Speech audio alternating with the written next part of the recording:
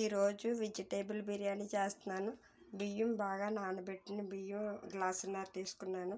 Carrot, పచ్చిమిరపకాయలు, capsicum, కరివేపాకు, మసాలా కొంచెం వేసుకోవాలి. మసాలా ఎక్కువ వేయకూడదు, వెజిటేబుల్స్ కదా. ఉల్లిపాయలు కట్ చేసిన, అల్లం, వెల్లుల్లిపాయలు, జీడిపప్పు, పసుపు, సాల్ట్. మసాలాలో దాల్చిన చెక్క, యాలక్కాయ, జాజి పువ్వు, 6 లవంగాలు. ఇప్పుడు స్టవ్ వెలిగించి ఆయిల్ పోస్తాను. ఆయిల్ బాగా వీటెక్కింది. జీలకర్ర వేసాను. తర్వాత మసాలా పెట్టుకున్నాం కదా,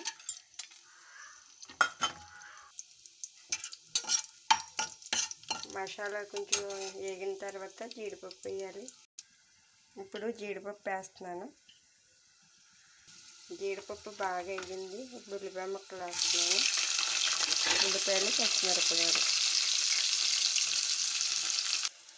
ఇప్పుడు క్యాప్సికమ్, క్యారెట్, కరివేపాకు వేసేస్తున్నాను. ఉల్లిపాయ ముక్కలు వేగినాయి.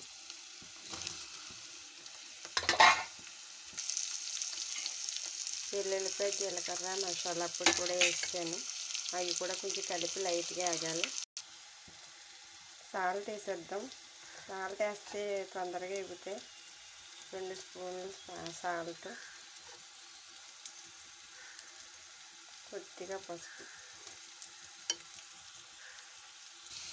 క్యాప్సికమ్ ముక్కలు ఇలా మెత్తగా వేగే వరకు వేపాలి. చూడండి ఎంత బాగా ఎగిపోయినాయి. ఇప్పుడు ఇందులో కడిగి పెట్టుకున్న బియ్యం వేస్తాను.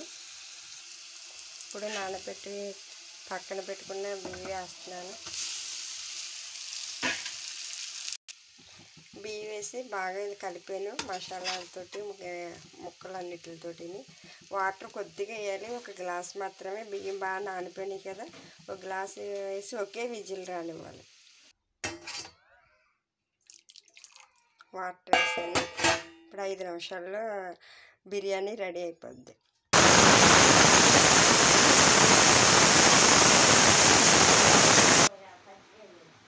బిర్యానీ రెడీ అయిపోయింది. మూత తీసేద్దాం. వావ్, బిర్యానీ రెడీ అయిపోయింది. వెజిటేబుల్ బిర్యానీ. దీంట్లోకి పన్నీర్ కూర చేస్తాను నేను. వెజిటేబుల్ బిర్యానీ చేసుకున్నప్పుడు పన్నీర్ కూర చేసుకుంటే చాలా బాగుంటుంది. ఇప్పుడు ఎలా ఉందో అమ్మకి, పెద్దవాళ్ళకి ముందు పెట్టేద్దాం. 12 అయిపోయింది కదా. బిర్యానీ రెడీ అయిపోయింది. గిన్నెలోకి తీసేద్దాం.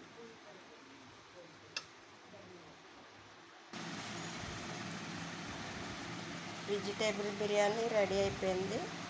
మా అమ్మకి పెడదాం. ఫస్ట్ పెద్దోళ్ళకి పెట్టాలి. మన ఇంట్లో ఏం చేసుకుందాం. అమ్మ తినమ్మ, ఎలా ఉందో టేస్ట్ చెప్పు. దీంట్లో పన్నీర్ కూర చేశాను, అది కూడా తీసుకొస్తాను. వేడిగా ఉంది. బాగుందా? మీరు కూడా ఇలాగే ట్రై చేయండి. దీంట్లో పన్నీరు, జీడిపప్పు, టమాటా కర్రీ చేసుకుంటే చాలా బాగుంటుంది.